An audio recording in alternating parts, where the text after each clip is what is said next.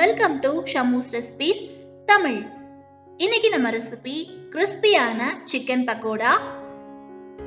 இன்னைக்கு நம்ம ஒரு வித்தியாசமான மெத்தட்ல சிக்கன் பக்கோடா செய்ய போறோம். எக்ஸ்ட்ரா கிரன்ச்சியா உள்ள ஜூசியான இந்த சிக்கன் பக்கோடாவை ஸ்நாக்ஸாவும் எடுத்துக்கலாம், ரைஸ்க்கு சைட் டிஷ்ஷாவும் வச்சு சாப்பிடலாம். நீங்க நம்ம சேனல் இன்னும் சப்ஸ்கிரைப் பண்ணலன்னா சப்ஸ்கிரைப் பண்ணிக்கோங்க. கூடவே பெல் ஐகான் பிரஸ் பண்ணி ஆல் கொடுங்க. இந்த வீடியோ உங்களுக்கு பிடிச்சிருந்தா ஒரு லைக் கொடுங்க.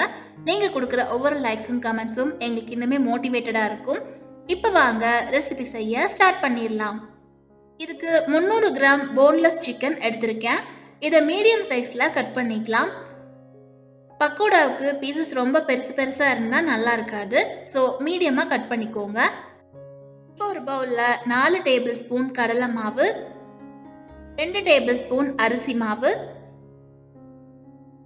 1 டீஸ்பூன் மிளகாய் தூள், 1 டீஸ்பூன் சீரகத்தூள், அரை டீஸ்பூன் மஞ்சள் தூள், அரை டீஸ்பூன் கரம் மசாலா, அரை டீஸ்பூன் உப்பு, 1 டீஸ்பூன் இஞ்சி பூண்டு பேஸ்ட் சேர்த்து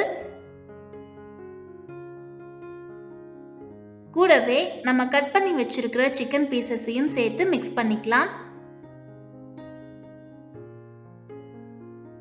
ஃபர்ஸ்ட் ட்ரை மிக்ஸ் பண்ணிட்டு அதுக்கப்புறமா கொஞ்சம் தண்ணி விட்டு மிக்ஸ் பண்ணிக்கோங்க. சிக்கன் பக்கோடா நல்ல கடைகளில் வாங்குறது மாதிரியே கலர்ஃபுல்லாக வேணும்னா இதில் நீங்கள் காஷ்மீரி மிளகாய் தூள் சேர்த்துக்கோங்க. நம்ம ஆர்டினரி மிளகாய் தூள் சேர்த்தோம்னா கலர் கம்மியாக தான் கிடைக்கும், பட் டேஸ்ட் நல்லா தான் இருக்கும். இந்த மாதிரி மிக்ஸ் பண்ணதுக்கு அப்புறமா இதை அரை மணி நேரத்துக்கு ஊற விட்டுடலாம். இந்த மாதிரி மேரினேட் பண்ணிட்டு ஃப்ரை பண்ணோம்னா உப்பு காரம் எல்லாத்தையும் சிக்கன் நல்லா சக் பண்ணிக்கும். அதுக்கப்புறமா ஃப்ரை பண்ணோம்னா நமக்கு சாப்பிட்றதுக்கு நல்ல டேஸ்டியா இருக்கும்.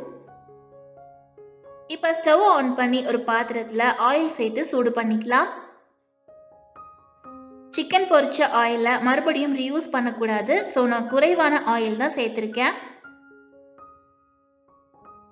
ஆயிலில் பொரிக்கிறதுக்கு முன்னாடி நம்ம மேரினேட் பண்ணி வச்சிருக்கிற சிக்கனில் ஒரு கைப்பிடி அளவுக்கு கார்ன்ஃப்ளேக்ஸ் சேர்த்துக்கிறேன். இது சிக்கனோடு சேர்ந்து பொரிஞ்சு வரும்போது சாப்பிட இன்னும் எக்ஸ்ட்ரா கிரன்ச்சியாக இருக்கும்.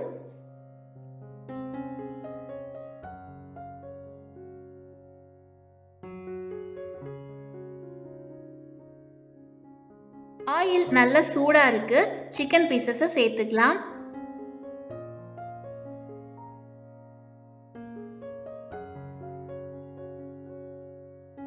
மீடியம் ஃப்ளேம்லேயே வச்சு வேக விடுங்க. சிக்கன் சீக்கிரமாவே குக் ஆயிரும், ரொம்ப டைம் எடுத்துக்காது.